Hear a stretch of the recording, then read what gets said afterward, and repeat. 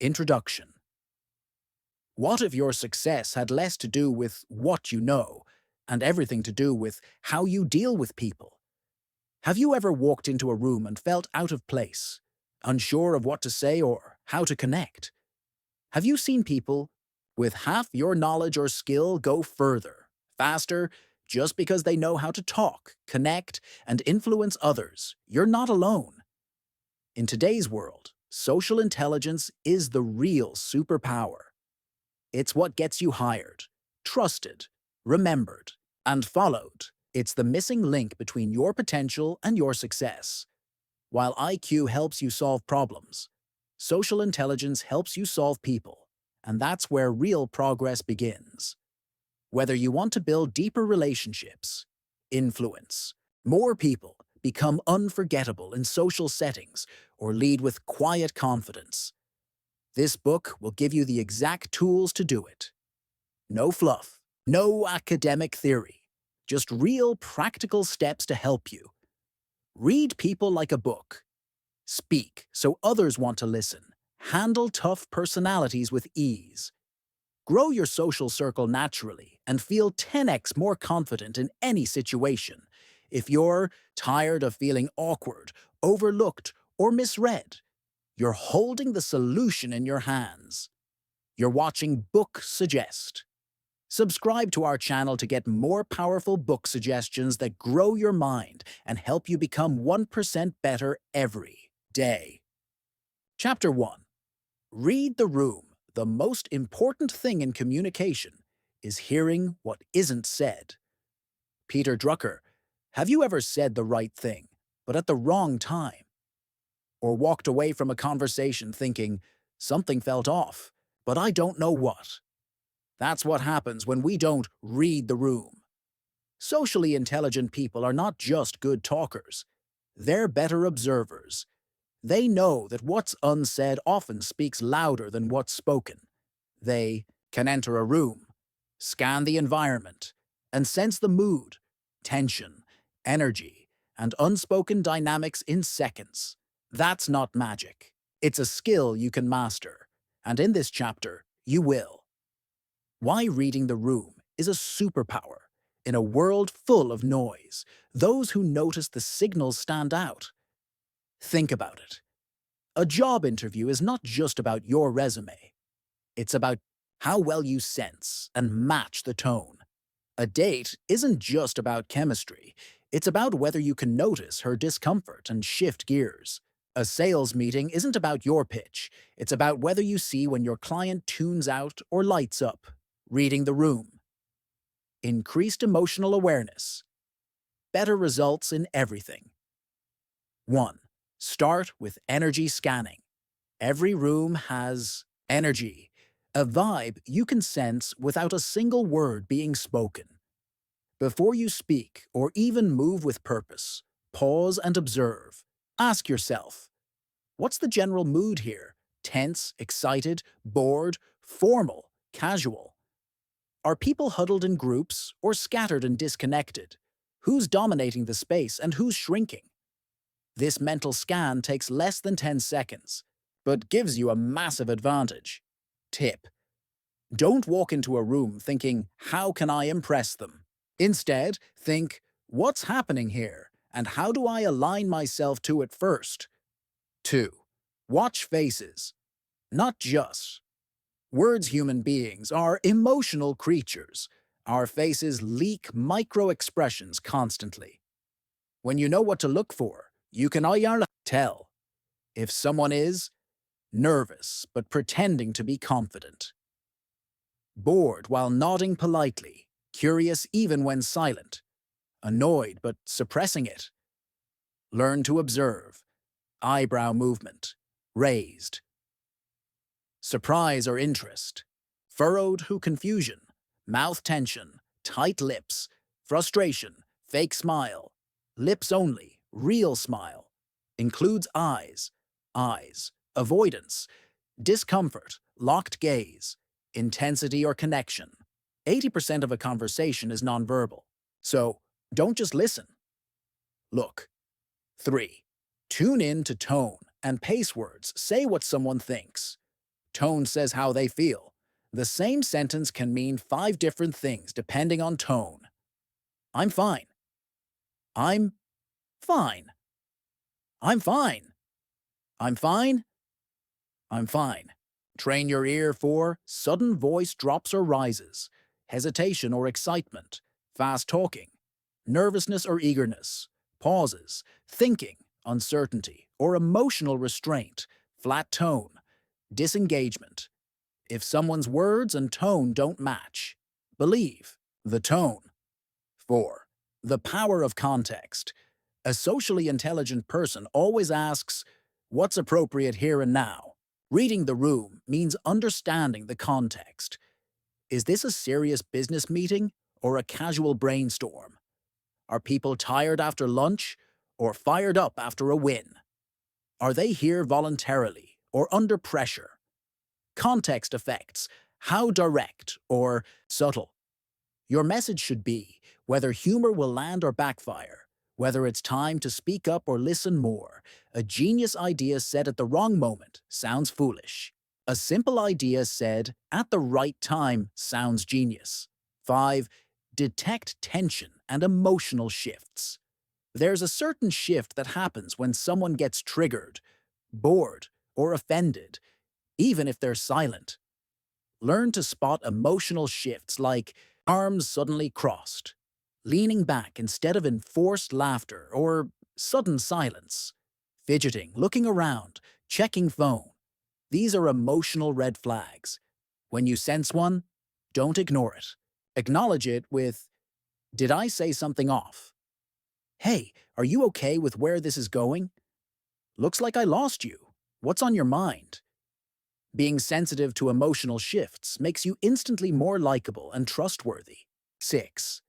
Learn from the silent ones. In every room, there's someone who isn't talking much. Most people ignore them, but smart people observe them.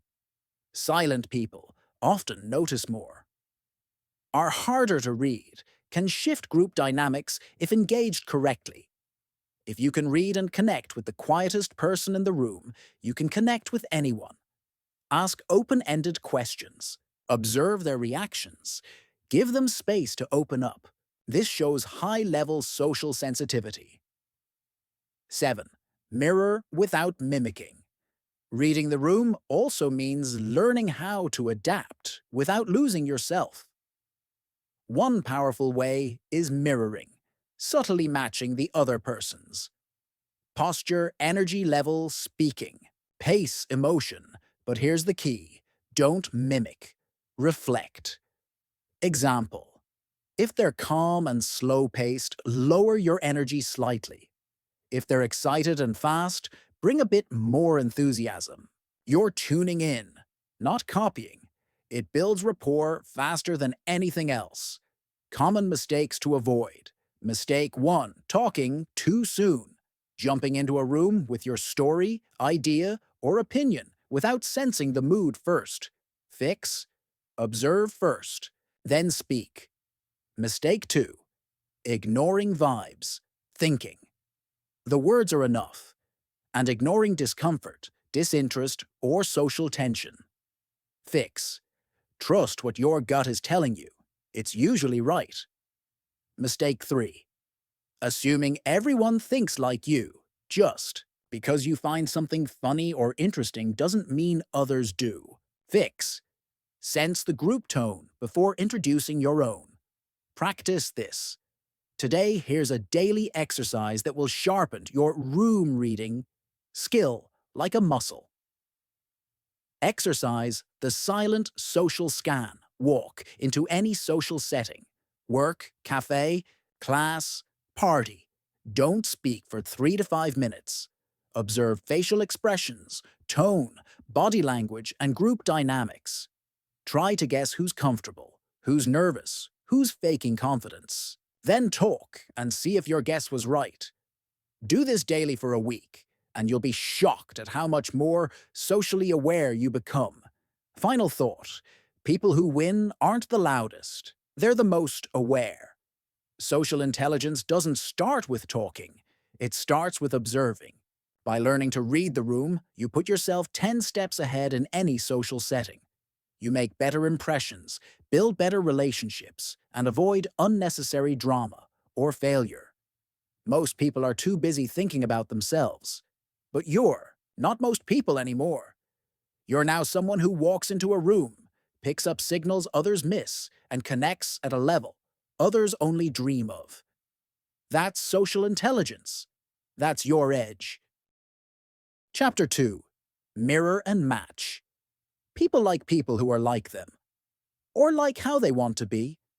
Have you ever met someone and instantly clicked? As if you've known them forever, even though it was your first meeting. That's not luck. That's mirroring in action. And here's the best part. You can learn it, use it, and master it to build trust, create instant connection, and make people feel like you just get them. What is mirroring, and why does it work? Mirroring is the subtle act of copying someone's behavior, posture, tone, or energy in a way that feels natural and subconscious. When done correctly, it activates a deep psychological trigger. This person is like me. I can trust them. Why does this work? Because humans are tribal creatures. In ancient times, being around people like us meant survival. So our brains evolved to look for similarity as a sign of safety. When someone mirrors our behavior, our brain releases oxytocin, the bonding chemical. That's why people who mirror us feel warm, relatable, and familiar, even if they're strangers. The science behind mirroring neuroscience calls this the chameleon effect, a subconscious imitation of another person's behavior that increases likability. A study from New York University found that people who were subtly mirrored by a stranger were twice as likely to say they liked the person and more willing to cooperate. In sales, mirroring the customer's tone and pace increases closing rates by 67%, according to Harvard Business Review. Mirroring isn't flattery. It's alignment. It's telling the other person, "You're safe with me. I'm not a threat. I see you." Types of mirroring. Let's break mirroring into 4 practical categories. Body language, mirroring. Cross your legs if they do. Lean in if they lean in. Match their posture, open or closed. Nod slightly if they do. Subtlety is key. Too obvious and it becomes mimicry. You want it to feel natural and delayed, not robotic. Pro tip. Mirror with a 2-3 second delay. It feels more organic and unconscious. Tone and pace. Mirroring this one is incredibly powerful because tone is emotion in audio form. Match their energy level, calm versus animated. Their speaking speed, fast versus slow. Their volume, soft versus loud. Example. If someone speaks slowly and softly, and you reply with rapid, high-energy words, you'll create disconnection. But if you soften your voice and slow your pace, they'll feel more understood. People rarely remember what you said. They always remember how you made them feel. Word choice. Mirroring every person has a unique verbal fingerprint. They use specific phrases, expressions, or slang. Listen closely, then mirror key words they use. This triggers subconscious familiarity. Example, if they say, "I'm super passionate about helping others grow," you say, "I love that. I'm passionate about growth too. It's such a powerful thing." That word, passionate, creates a bridge. Don't fake it. Only mirror words that you genuinely resonate with. Emotion mirroring. This is the most advanced form and the most powerful. It means matching emotional tone. If someone is excited, match their enthusiasm. Nervous, slow down and create safety. Sad, soften your tone and offer warmth. This tells them, "I see where you're at emotionally, and I'm meeting you there." Emotion mirroring builds empathy. Empathy builds connection. Connection builds trust. Mirror. First, then lead. Here's a secret used by elite negotiators and therapists. First you mirror, then you guide. If you want to calm someone down, first match their energy, then lower yours slightly. Their nervous system will subconsciously follow you. This is called pacing and leading. Step 1. Match their mood. Pace. Step 2. Gradually. Guide them to where you want them to go. Lead. Example. Your client is anxious. You first talk with similar urgency. Then slowly reduce your pace. Drop your tone and use calming language. Their body and mind begin to follow you into calmness. This is emotional leadership, and it's a sign of a highly socially intelligent person. Real-world mirroring. Examples. Let's bring this to life. Scenario 1. Job interview interviewer. Formal. Speak slowly. Sits upright. You match posture. Speak slower. Use similar professional tone. Result. You appear confident and aligned. Scenario 2. First date. Playful. Leans forward. Laughs easily. You match energy. Lean in. Mirror expressions and light tone. Result. Instant chemistry. Scenario 3. Conflict resolution. Other person. Defensive. Arms crossed. Fast speech. You match speed briefly. Mirror posture subtly. Then slow down and open posture. They unconsciously follow. Result. Tension eases. Conversation opens up. What mirroring is not? Let's clear some misunderstandings. It's not manipulation. You're not faking connection. You're showing understanding. It's not copying. You're not imitating like a parrot. You're syncing like a dance partner. It's not for control. It's for trust. It's a tool for making others feel seen and safe. Common mistakes. Over-mirroring, doing too much, too obviously. People feel like you're mocking them. Mirroring without intention. Don't just mirror randomly. Mirror what's relevant to build trust or connection. Forgetting authenticity only, mirror what feels natural. People sense when it's forced. Advanced. Mirroring in digital communication. Can you mirror someone over text or Zoom? Yes, but differently. In text, match their punctuation style, emoji, tone, formality. Use similar sentence length or humor level. Example, they text, "Ha ha ha, that's wild." You reply, "Right? I thought the same." It's about vibe mirroring. In Zoom or video, match posture, sitting upright versus relaxed. Match tone, energy, pace. Nod.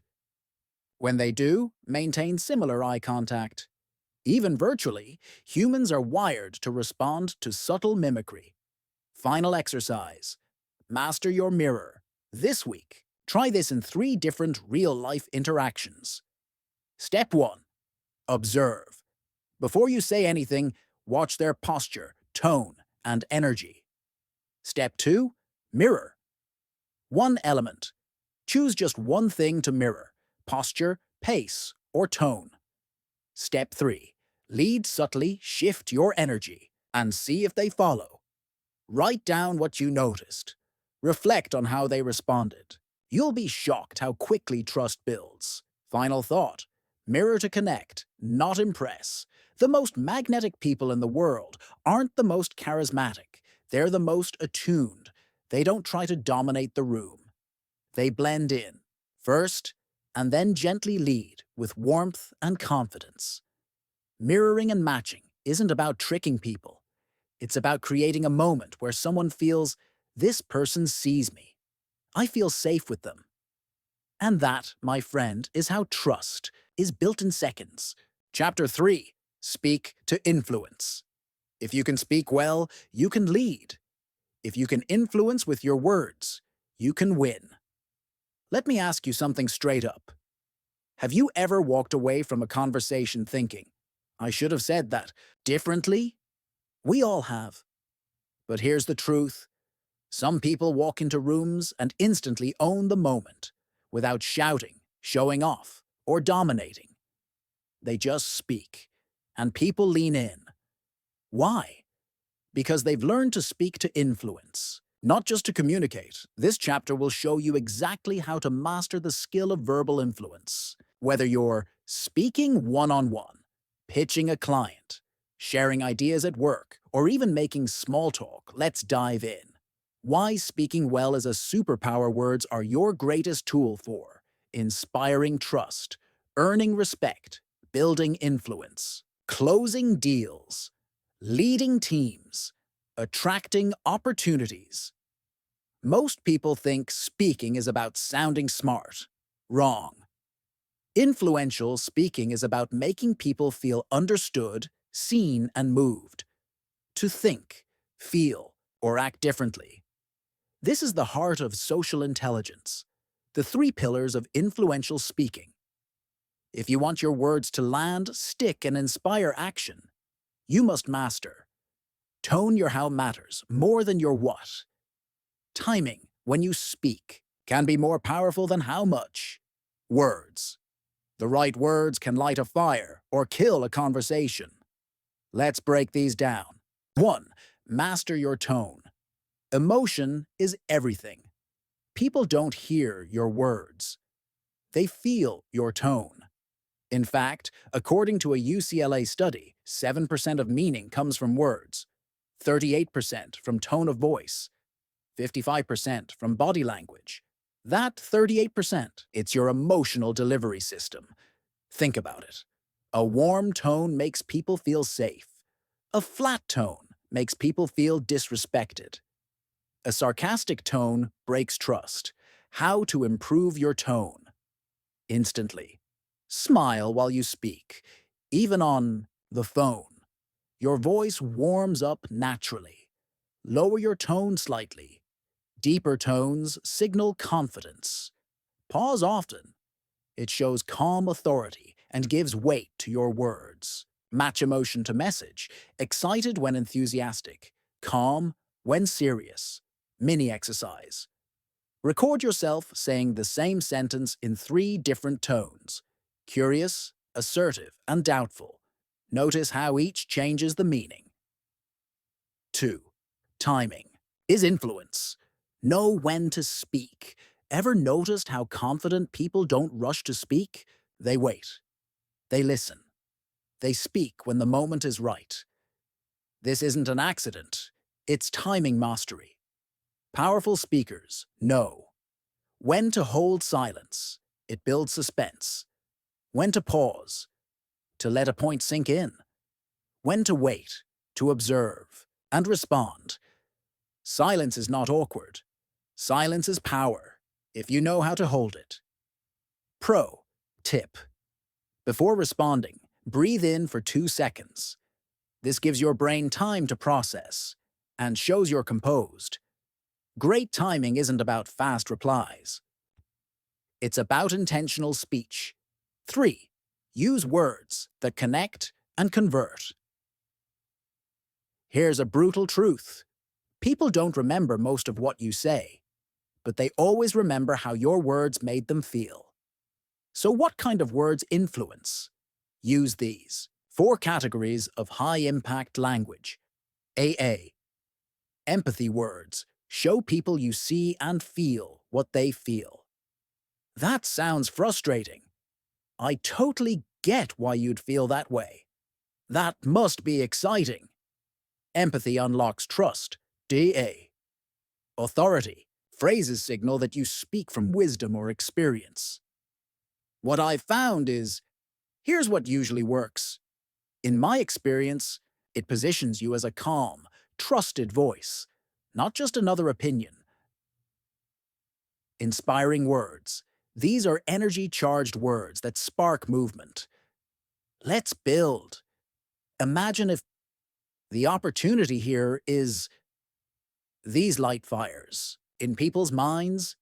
D. Clear, simple language. Don't try to sound smart. Be clear. Say use instead of utilize. Say fix it instead of mitigate issues. Clarity is respect for the listener's time. The rule of 3. Make your messages memorable. When you speak in triplets, people remember better. Examples: simple, powerful, effective. Listen, pause, respond. Speak with clarity, charisma, confidence. It creates a rhythm that sticks. Try it in your next presentation or conversation. It works like magic. What to avoid? When speaking, even one of these can destroy influence. Over-talking. You sound nervous or pushy. Interrupting. You signal disrespect. Using filler words. You know, like sounding uncertain. I guess. Maybe. I think. Talking only about yourself. You come off self-centered. Quick fix? Record a conversation with a friend. Listen to it later and mark any fillers or rambling. Awareness is 50% of the solution. Quick influence framework. Pace. Use this in any conversation where you want to influence, not just chat. P. Presence. Be here. Listen fully. No distractions. A. Align. Match tone, energy, and emotion. Like we learned in Chapter 2. C. Communicate. Speak clearly, with warmth and structure. E. Elevate. Leave them feeling better, smarter, or inspired. Master this, and every conversation becomes a connection-building opportunity. Case study. Influential leaders speak differently. Think about great communicators like Barack Obama, Oprah Winfrey, Simon Sinek, Nelson Mandela. They all pause, often speak slowly and clearly, use inspiring metaphors and stories, connect emotionally, not just logically. Their power doesn't come from how much they say, but how well they say it. How to practice. Speaking to influence daily mini habits. Voice memo 1, idea a day. Just speak 2 to 3 minutes on your phone about a topic you care about. Read a paragraph aloud. Focus on tone and pauses. Summarize a conversation in 30 seconds. Helps you learn clarity and brevity. Weekly challenge. Pick one conversation this week and use empathy words. Use the rule of 3 watch. Your tone and timing afterward. Write down what worked, what felt awkward, what would I change? This builds speaking awareness, the foundation of verbal influence. Bonus tool: Speaker's Secret Sauce. Here's a simple formula to make your message land. Start. Hook, get their attention. Ask a question. Make a bold statement. Middle. Message, make it clear. Use a story or visual image. Use you more than I. End. Impact. Leave with emotion. A call to action. A one-line mic drop. Example: most people talk to be heard. Smart people talk to be understood. But leaders, they talk to inspire action. Final thought: speak with purpose. Every conversation you have is a chance to influence. You don't need to be loud, flashy, or perfect. You need to be clear, present, emotionally aware, respectful, and intentional. When you do this, your words begin to open doors, shape minds, and leave lasting impressions. And you won't just be a better communicator, you'll be a leader in any room you walk into. Chapter 4. Emotional Radar. The smartest people in the room don't speak first. They feel first. Let me ask you, have you ever sensed that someone was angry or hurt, even before they said a word? That's your emotional radar at work. Some people walk into a room and instantly feel the emotional temperature. Who's tense? Who's excited? Who's hiding something? Who's about to explode? They don't have psychic powers. They've just trained their empathy muscles. And in this chapter, you'll learn to do exactly that. What is emotional radar? Emotional radar is your ability to detect unspoken feelings in others and respond appropriately. It's like social Wi-Fi. You scan the signal. You connect to others. You download what's really going on beneath their words. And when you do, you can de-escalate tension, support people in crisis, win loyalty and trust, avoid hidden landmines in conversations while you need it now.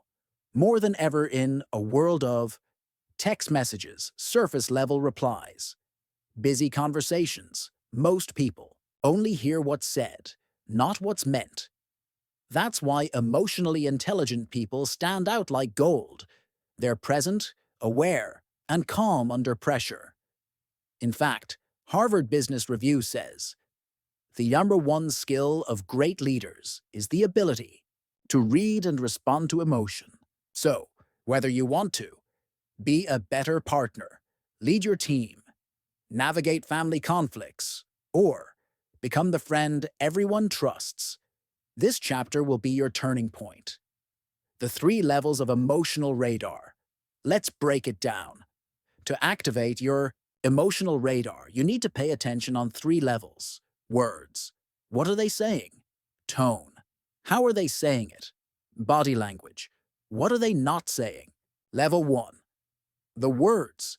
This is the easiest, but often misleading. Someone might say, "I'm fine," but they're clearly not.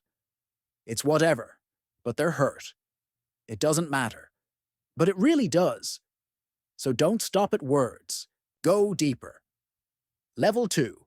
The tone reveals suppressed feelings. Flat, disengaged, or upset. High-pitched, nervous, sarcastic. Masked anger or contempt. Quiet, sadness or avoidance. If someone's tone doesn't match their words, believe the tone. Level 3. The body. This is the truth zone. Watch for crossed arms. Defensive. Avoiding eye contact. Hiding something. Tapping feet. Anxious forced smile. Fake agreement. Your brain notices these even when you're not conscious of it. The key is to bring that subconscious alertness into focus. Micro moments. How to catch emotions in real time. Emotion leaks happen in milliseconds. Psychologists call them micro-expressions. Tiny, involuntary flashes of emotion. Example. Someone smiles, but for 0.3 seconds, you see a flash of sadness. Someone agrees with you, but their jaw tightens just slightly. Those are real. Those are powerful. They're like emotional slip-ups, and your radar can catch them. Train your brain to spot micro-expressions. Watch interviews on mute. Can you tell who's uncomfortable or lying? Mirror practice. Make angry, sad, happy faces in the mirror to learn subtle muscle changes. Slow down conversations in your head. Replay them. What did you miss? The Empath's Toolkit. Tools to read. Deeper. Want to become a true emotional ninja? Here's your 5-piece toolkit. Active listening. Don't just wait for your turn to talk. Listen for what's not being said. Repetition. What do they keep circling back to? Word choice. Do they use extreme language? Full body. Attention. Turn your body toward them. Nod occasionally. Maintain natural eye contact. Don't stare.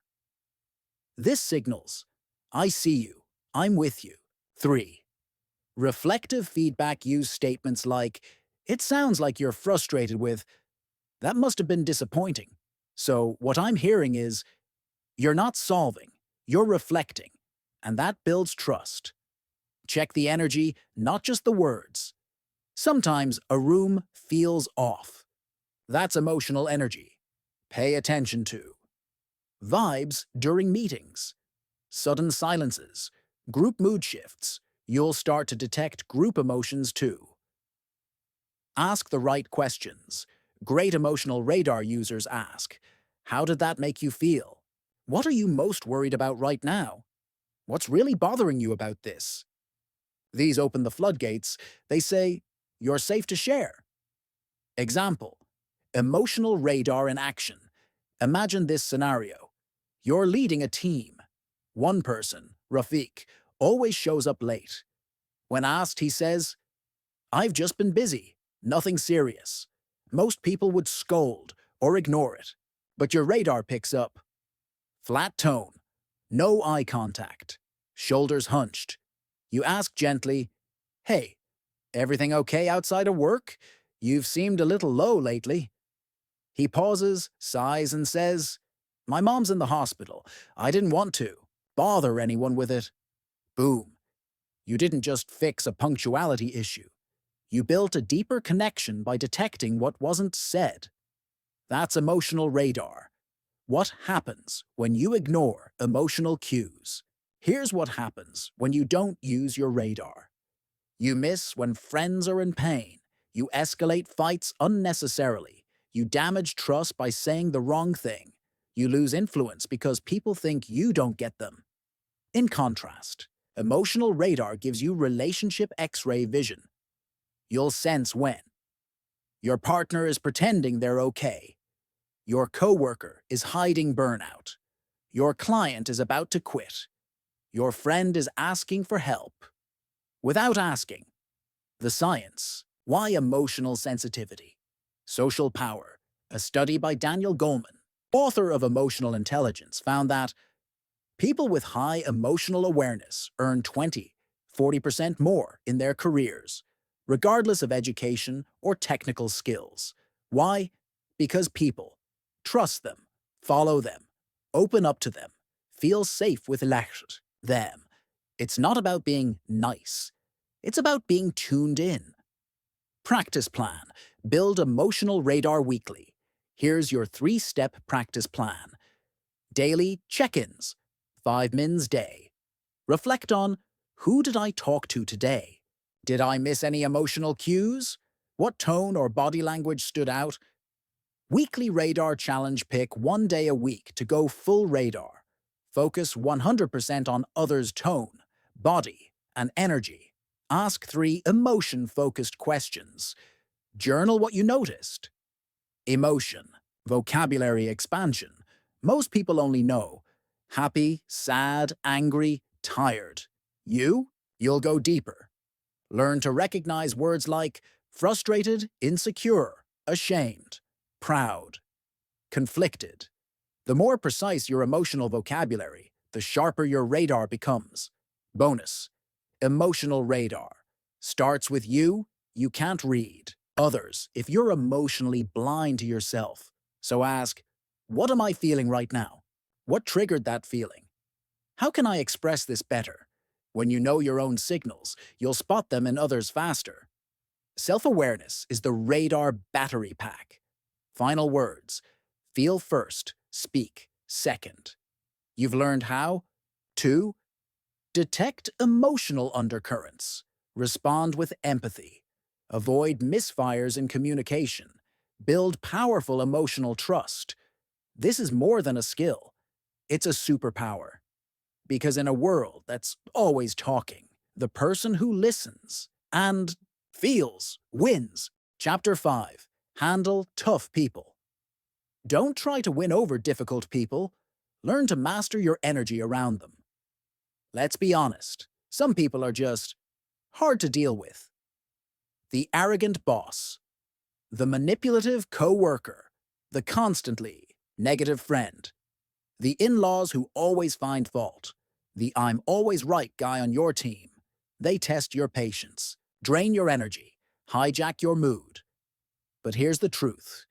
Most people don't realize you don't have to fight difficult people. You just have to understand how they work and learn how to protect your power. This chapter is your emotional defense system. You'll learn how to identify different difficult types, why they behave that way, what not to do, and most importantly, how to handle them with grace, power, and boundaries. Why tough people affect you so much. Tough people get under your skin for one reason. They trigger your emotions. You feel angry at being disrespected, frustrated at not being heard, drained by their constant negativity, guilty after saying yes when you wanted to say no, small when they dominate or belittle you, but you're not powerless. You're just untrained. After this chapter, you'll be unshakable, even around the most high-conflict people. The 5 tough personality types, and how to handle them. Let's decode the most common difficult personalities. The dominator, aka the bulldozer. Traits: controlling, loud, interrupts, never wrong. Favorite line: just do it my way. Why they do it? They fear losing control. Control gives them security. Your strategy: stay calm. Don't match their volume. Use firm, respectful language. Say things like, I hear what you're saying, but here's another approach. Let's find a solution we both agree on. Give them small wins while standing your ground. Power phrase: I understand your urgency. Let's slow it down and find the best path. 2. The know-it-all, aka the intellectual bully. Traits: over-explains, criticizes, always correcting people. Favorite line: well, actually, why they do it? Their identity is tied to being the smartest. Admitting fault, emotional danger. Your strategy: ask curious questions instead of challenging them directly. Validate their knowledge, then introduce new ideas. Say, that's a smart angle. Have you also considered, I like that? It reminds me of another concept. Power phrase: you clearly know your stuff. Let me add something that might help. 3. The manipulator, aka the puppeteer. Traits: guilt trips, lies by omission, plays victim, gaslights. Favorite line: after everything I've done for you. Why they do it? They're afraid of direct rejection, so they twist. Emotions to get what they want. Your strategy: spot the emotional bait and don't bite. Use clear, emotion-neutral boundaries. Say, I'm not comfortable with that. Let's focus on the facts, not feelings. You may see it that way. I see it differently. Power phrase: that doesn't feel fair to me. Let's reset this conversation. The energy vampire, aka the complainer. Traits: always negative, always tired, never a solution. Favorite line: this always happens to me. Why they do it? Complaining gives them attention and a false sense of control over chaos. Your strategy: redirect the convo to solutions. Or action: set a time boundary. I have 5 minutes. Offer empathy, but not a rescue. Ask, what do you want to do about it? What's one small step you can take? Power phrase: I hear you. What's your plan going forward? The hothead, aka the exploder. Traits: yells, blames, overreacts, short fuse. Favorite line: this is ridiculous. Why they do it? They lack emotional regulation. Anger is their default escape from vulnerability. Your strategy: don't match their energy. Stay grounded. Give space when needed. Respond. Don't react. Say, let's take 5 and come back to this. I want to solve this, but not like this. Power phrase: I want to hear you, but let's bring the energy down first. The 4 common mistakes people make. Avoid these traps when handling difficult people. Reacting emotionally, they provoke you to gain control. When you get angry, they win. Fix: take a deep breath. Pause before responding. Repeat silently, I control the energy. Trying to fix them. You can't heal someone's lifelong behavior in one conversation. Fix: accept that they may never change. What matters is how you respond. Over-explaining. When you explain too much, they see it as weakness and keep pushing. Fix: be brief, direct, and firm. Silence is often more powerful than long justifications. Playing their game. Don't try to win a power struggle. Just opt out of the drama. Fix: respond with emotional neutrality. Say, let's talk when things are calmer.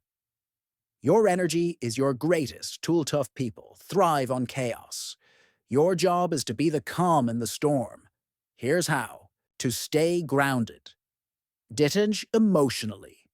Their behavior is about them, not you. Breathe deeply before responding. Use mental distance. Imagine watching them on a screen instead of being in it. Visualize your boundary, a circle around you that their chaos can't enter.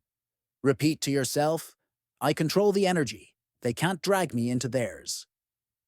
How to set boundaries. Without drama, boundaries are not about control. They're about clarity and protection. Examples of respectful, powerful boundaries. I'm not available to talk about that right now. Let's pick this up when we're both calmer. I'm stepping away from this conversation.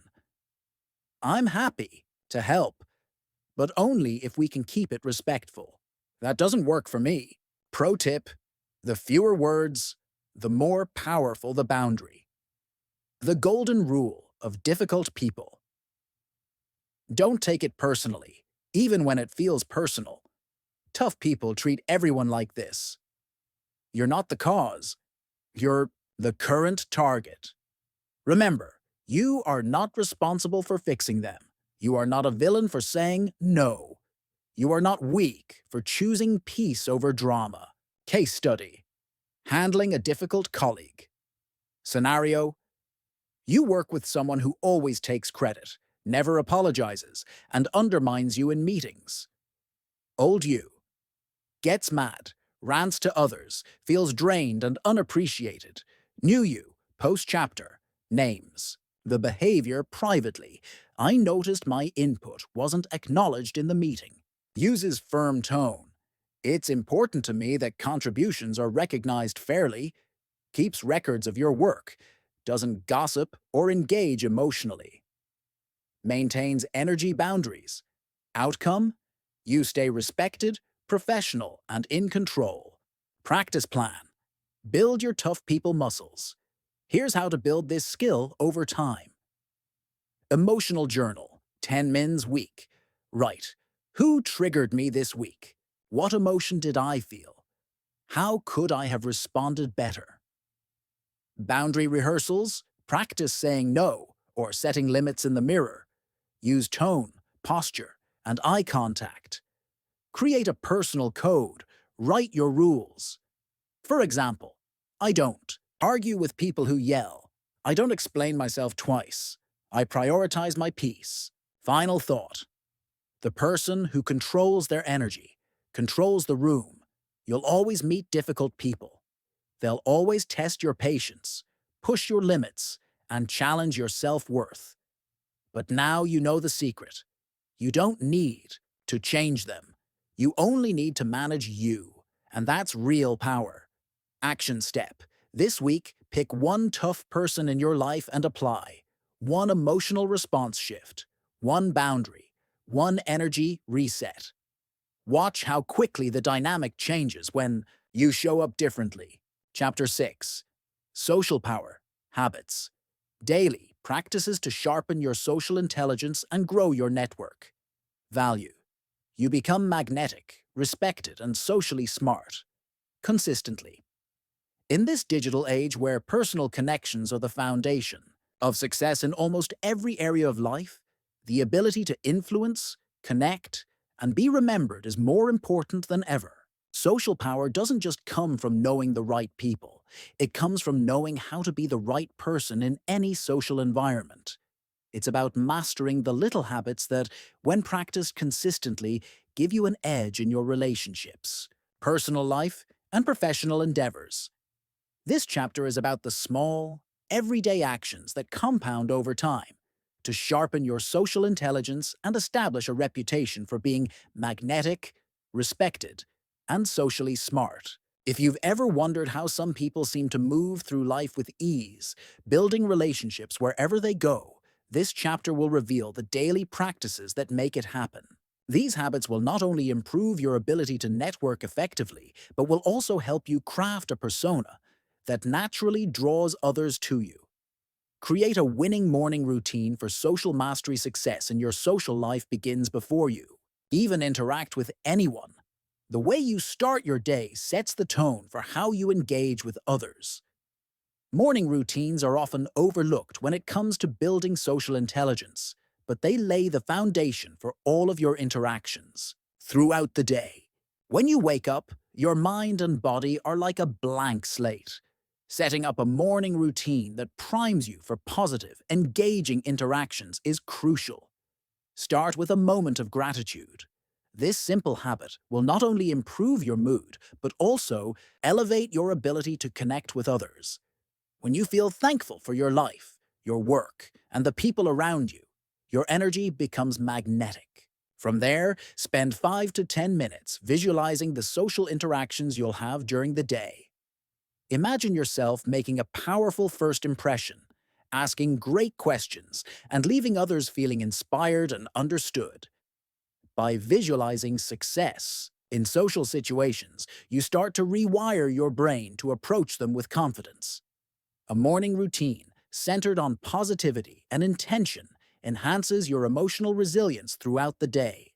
Whether you engage in mindfulness, journaling, or even a brief workout to get the blood flowing, set yourself up for success socially by fostering a mindset that is open, positive, and prepared for meaningful interaction. Make social engagement your habit. Not an event. Social power doesn't come from one-off interactions. It's a muscle that needs consistent training. It's easy to get stuck in the cycle of networking only when you need something, whether it's a job, a favor, or a connection. Instead, treat social engagement as a habit, not an event. The most powerful people are those who regularly interact with others, even without immediate returns. Make it a habit to check in with your network daily, even if it's just a short text or a quick email. Ask how people are doing. Celebrate their wins. Share something you think might help them. These small, thoughtful gestures show that you care about the relationship, not just the result.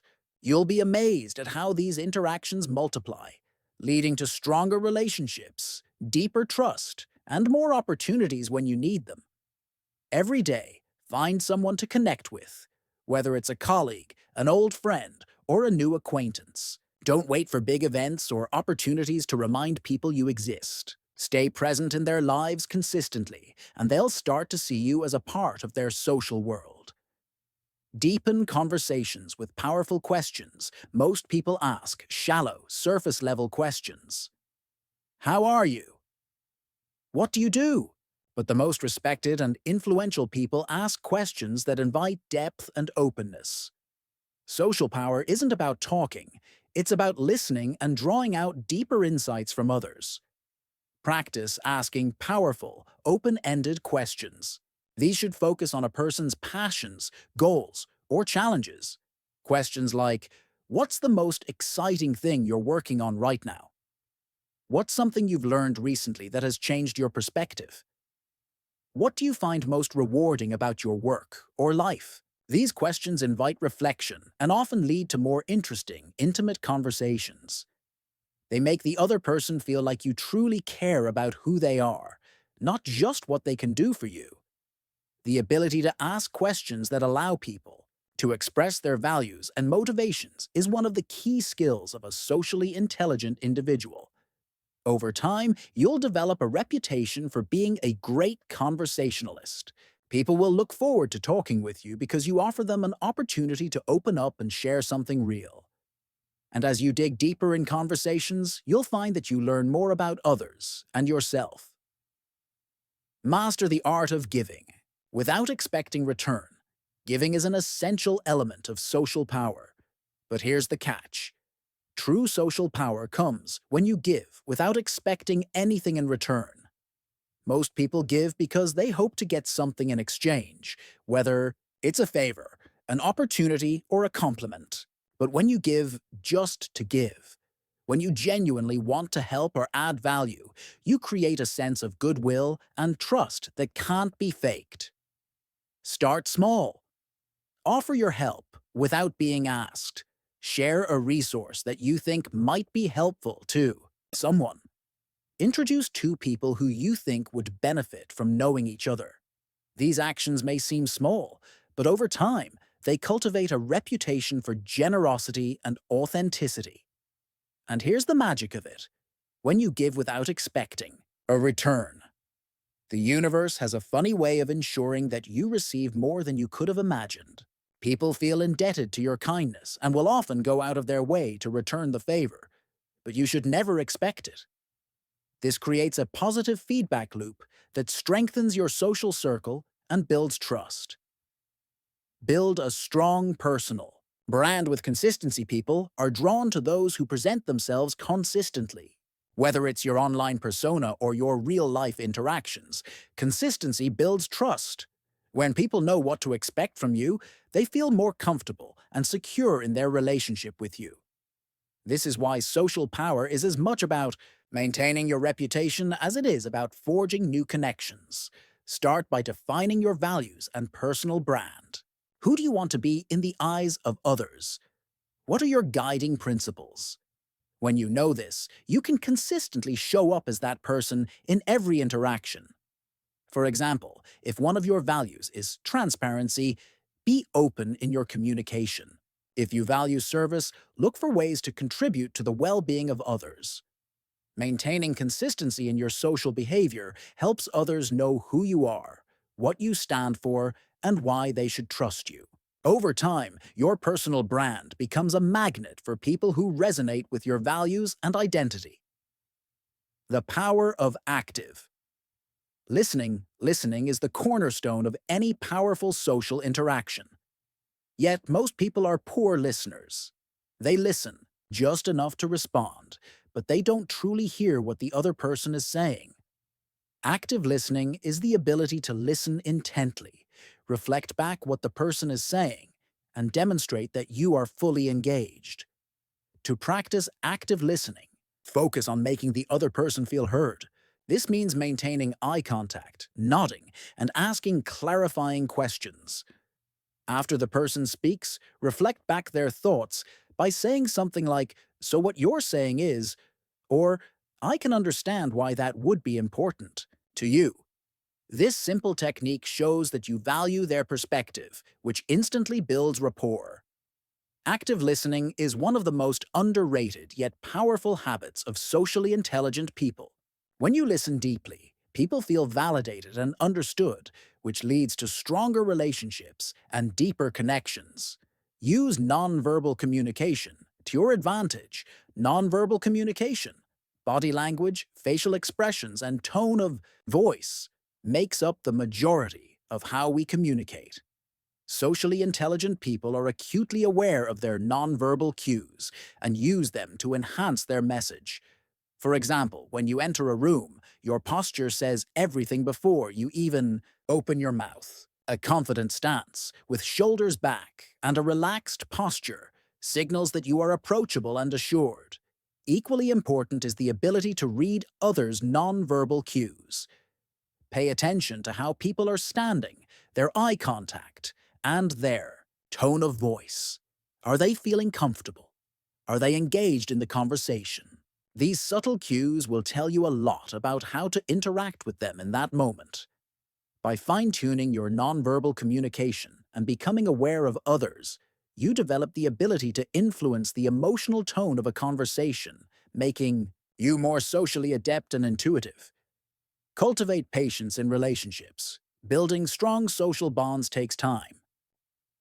It's tempting to want quick results and immediate rewards from networking or social engagements. But the reality is, social power is built over time, through consistent effort and patience. It's not about having a conversation that yields an immediate result. It's about laying the groundwork for long-term trust and respect.